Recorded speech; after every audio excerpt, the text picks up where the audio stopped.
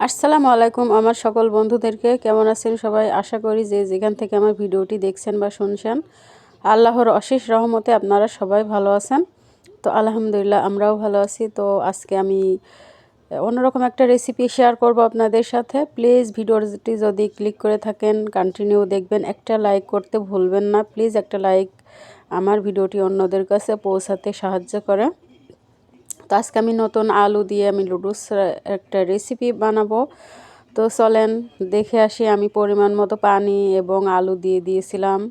আলু সিদ্ধ হয়ে গেছে আমার। আমি এখানে 2 প্যাকেট লুডুস নিয়েছি। এভাবে কেটে নিয়েছি। এভাবে কেটে নিলে কি হয় মানে তখন আর ভাঙা লাগে না। তো আমি পরিমাণ মতো এখানে পানি দিয়ে দিয়েছিলাম। আপনারা চাইলে বাড়ি কমেও দিতে পারবেন। অসাধারণ একটা খাবার আজকে আমি রান্না করেছি। তো প্লিজ যদি ভালো লাগে ট্রাই করে দেখবেন বাসায়। আর যেহেতু বাচ্চারা আলু খেতে চায় না, তো এভাবে লুডুসের ভিতরে আলু দিয়ে বাচ্চাদেরকে খাওয়ালে কিন্তু বাচ্চারা মজার করে খেতে পারবে। বাচ্চাদেরকে ভোলাতে তো সময় লাগে না, তাই না? তো এভাবে রান্না করে দিতে পারেন। তো যারা আমার ভিডিওটি দেখেন কমেন্ট করেন আমার খুবই ভালো লাগে। আমার সেই সব আপুদেরকেও আমি সাপোর্ট করি। তো আমার হয়ে গেছে, এখন আমি এটাকে ঢেলে নিব। এই তো এখানে আমি ঢেলে নিচ্ছি পেছাতে। ঢেলে নিয়ে এখন আমি এটাকে পানি দিয়ে একটু ছাড়িয়ে নিব, না হলে এটা আঠালো হয়ে থাকবে। আর এটা তো সবাই রান্না করে, এটা তো জানেনই সবাই। আর এই লুডুসটা খেতে কিন্তু অসম্ভব মজা হয়েছিল।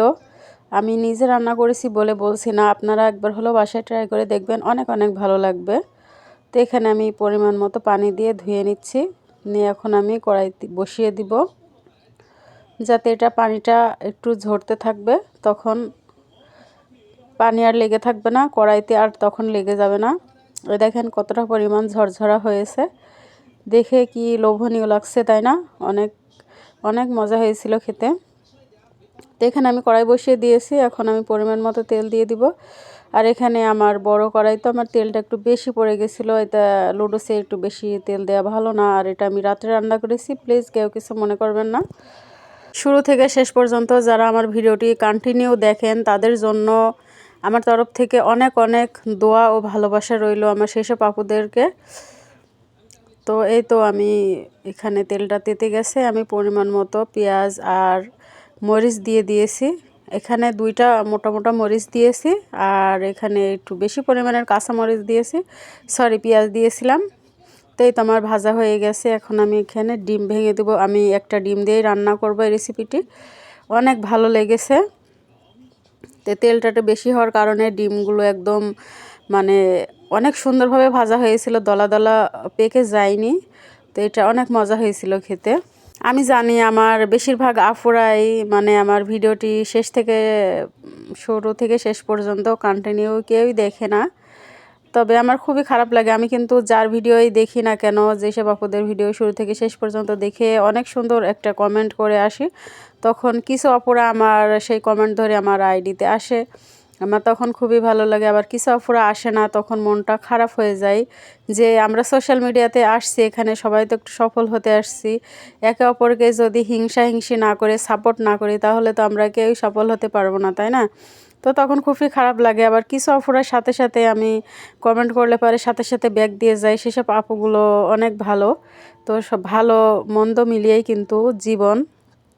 ভালো মানুষ না থাকলে কিন্তু দুনিয়া থাকতো না। তো এখানে আমি অনেক সুন্দরভাবে নেড়ে নিয়েছিলাম, আপনারা তো দেখতেই পেলেন কথা বলতে। তো এই দেখেন আমার কতটা ঝরঝরা হয়েছে এই রেসিপিটি। তো আলু দিয়ে এভাবে একবার হলেও রান্না করে দেখবেন। এখানে আপনারা চাইলে ইয়েও দিতে পারেন, বরবটি কিংবা পেঁয়াজের কালি বলে ওঠা আমাদের এখানে। তো আসসালামু আলাইকুম, ভালো থাকবেন সবাই। আর প্লিজ যদি শুরু থেকে শেষ পর্যন্ত ভিডিওটি দেখে থাকেন, প্লিজ একটা কমেন্ট করবেন সুন্দর করে। আপনারা যদি কমেন্ট না করেন তাহলে আপনাদের আইডিতে আমি যাব কিভাবে বলেন? তো আপনাদের কাছে অনুরোধ। আসসালামু আলাইকুম, ভালো থাকবেন সবাই। দেখা হবে নতুন আরেকটা রেসিপিতে।